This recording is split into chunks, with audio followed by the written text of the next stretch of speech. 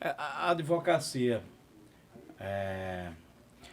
como é que foi ela, assim? Você tem um escritório? Olha, eu tinha um escritório, eu quando me formei, minha querida Marta, eu tinha dois colegas, aliás, muito bons, que sempre na turma você se afina mais Sim, sim. com alguém, né? Eu tinha dois colegas muito bons, eu prefiro não citar o nome deles aqui, mas Ué, mas não são bons? não são bons, mas vou explicar o porquê. Terminou a sociedade não dando certo mais adiante, né? Tudo bem. Mais adiante, né? Mas dois colegas muito bons, eu vou citar o doutor Álvaro Barbosa e o doutor Ibe Henrique Pedrosa, dois colegas fantásticos. Nós nos reunimos, formamos um escritório, aqui à época era EJURI, Equipe Jurídica Especializada, Ó, que legal. e eu tinha uns colegas que fazia trabalhista, outro que era o doutor Ibe Henrique Pedrosa, o Álvaro fazia direito administrativo e civil, e eu enfrentava a parte criminal, entendeu? E deu muito certo o escritório. Só que, por exemplo, eu fui convidado para ser procurador-geral da Prefeitura de Maceió, reuni com os colegas, mostrei a ele a minha disponibilidade de aceitar o encargo de ser procurador-geral da Prefeitura, na gestão do doutor João Sampaio, primeiro governo. Sim. Aceitei o encargo e, naquela época, o que é que me aconteceu? Eu falei com os colegas que renunciava o meu prolabore durante o tempo que eu tivesse afastado dos trabalhos do escritório. E fiz isso por uma questão ética, né? Não era Sim. justo que eu continuasse recebendo o prolabore do escritório sem desempenhar nenhuma atividade para ele. Os colegas concordaram. Quando eu passei mais ou menos uns 4 meses, é por isso que eu não queria tocar nesse assunto assim muito direto, mas com uns 4 ou 5 meses depois que eu estava lá, surgiram outros clientes para o escritório.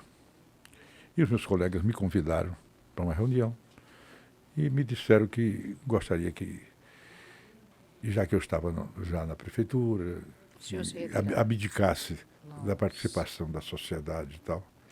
E eu, para satisfação deles, fiz exatamente o que eles tinham me proposto. Fiz um acordo com eles e nós tínhamos, para compor o quadro estrutural do escritório, todos nós demos ar-condicionado, móveis, mobília de um modo geral, tudinho. E eu disse, bom, vocês vejam qual é a minha parte, não sou eu que vou dizer. A parte que vocês acharem que é a minha, eu aceito, e assim fizemos o meu afastamento. Sem nenhuma sequela, entendeu? Não rompemos amizade nem coisa nenhuma, mas eu saí dessa maneira que eu achei assim um pouquinho meio triste da Júri, o primeiro escritório. Comecei depois a desenvolver uma carreira solo na advocacia. Fiquei depois, Cleto, desenvolvendo uma atividade de advocacia, mas sozinho, porque já sem os colegas, entendeu? Procurador ainda. Procurador ainda. E como procurador ainda, eu enfrentei grandes problemas da advocacia. Éramos na Rua da Alegria na época. Sim. Tinha edifício ali, acho que até um prédio do F. Soares que tinha na Rua da Alegria. Estou já me lembrando do nome do prédio. Mas veja bem, quando eu fiquei depois sozinho na advocacia, nós continuávamos como procurador-geral, não tínhamos impedimento. E o que aconteceu? Eu me deparei com um quadro muito sério da advocacia, naquela parte, porque a minha vida era um quadro ridente. Eu sempre tive bons momentos na advocacia, de muita satisfação, entendeu? De muita realização pessoal. Lá por diante você encontra Nunca tive problema como advogado, nenhum problema com magistrados. Sempre tive uma política de boa vizinhança com os magistrados. Eu já tinha alguns colegas que naquela época reclamavam muito deles. Mas eu conseguia manter um elo muito estreito com todos os magistrados com quem eu convivia. Depois tive grandes colegas de advocacia também, que trabalhamos em comum, o desembargador Tourinho, por exemplo, depois do desembargador Tourinho.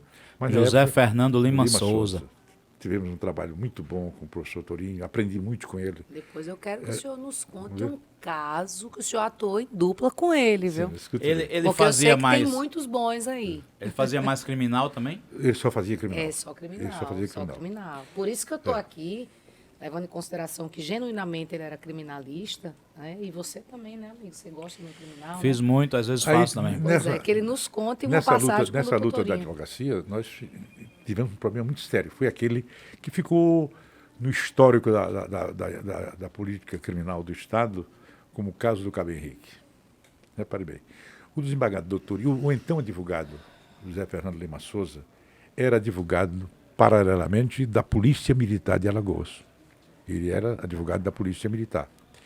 E como o Cabo Henrique era da Polícia Militar, portanto, cabo da Polícia Militar, o Torinho foi compelido a exercer a defesa dele naquele episódio da morte do Ernesto Calheiros, que tinha acabado de assassinar o pai dele e foi assassinado também pelo Cabo Henrique na adega do Trapiche. O Torinho foi advogado dele, na fase inicial. E aquele processo do Torinho do processo do Cabo Henrique corria sob uma tensão muito forte. E como o Cabo Henrique era do Murici, matuto do Murici como eu, Pode deixar só já. e tinha sido morador da Casa do Estudante, que essa aqui é uma parte interessante, Sim, tinha sido morador da antiga Casa do Estudante da César. certo. Aí o Henrique, quando se viu naquela situação crucial, eu já advogado, e advogando já na Justiça Criminal, na Polícia Criminal, na Advocacia Criminal, ele então propõe ao Torinho, se o Torinho se incomodava, que eu trabalhasse com ele em conjunto na defesa dos interesses dele, Cabo Henrique. O Torinho, pelo contrário, rapaz, muito bem-vinda a proposta.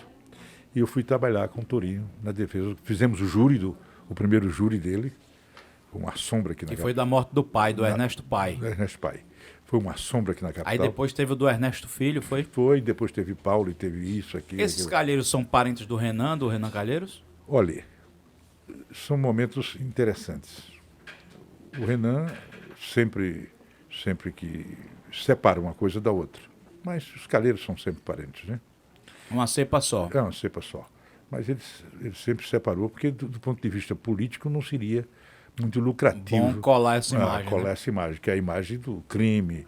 E o Henrique não tem, o Renan não tem histórico de crime. Isso, é de verdade, violência. Né? De violência. Então, se é um parente que se desvirtua do ritmo normal das coisas, Deixa de ser meu deixa de parente. ser o meu parente, né? Então, ele não diz que deixa de ser parente, mas pelo menos não liga muito o nome dele a esses episódios, né?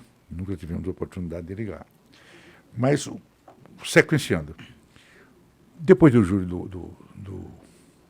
do Ernesto Calheiros, aconteceu um fato interessante. O Henrique houve uma apelação, porque o Torinho sustentou na época, sustentamos em conjunto, uma tese na época de estado de necessidade, entendeu? Porque ele achava que seria inadmissível uma conduta diversa daquela que o Henrique adotou, ou fazia ou morria, e ao invés de vir com uma tese qualquer de legítima defesa ou coisa que o valha, ele sufragou uma tese no júri de estado de necessidade. E essa tese de estado de necessidade foi um alarme na advocacia. Foi na época. acolhida? Escute, foi acolhida. Nossa. E acolhida por 7-0. Nós Nossa. sustentamos, foi acolhida. Aí o que aconteceu? O Ministério Público recorreu dessa decisão, dizendo que não tinha aplicabilidade a tese de Estado de necessidade. estado de necessidade para o Tribunal do Júri. E, à época, o desembargador Marçal Cavalcante tinha sido relator e sustentou exatamente essa tese oposta e terminou sendo anulado o julgamento. Entendeu? Anulado o julgamento. Aí, na época, era uma perseguição muito grande ao Cabo Henrique. O Henrique é um cara pobre. E o outro lado, um lado muito abastado. E com influência política preponderante aqui no Estado. E assim foi. Preparamos exatamente novos argumentos, levamos a tese Para a mesma tese. para a mesma tese de estado de necessidade. Foi uma coisa surpreendente. Novamente 7-0. Entendeu? Novamente Nossa. 7-0. E o Henrique foi solto. Foi aquela ovação, aquele entusiasmo todo, um momento de profunda euforia para todos nós que fazíamos aquela advocacia de muita peleja, né?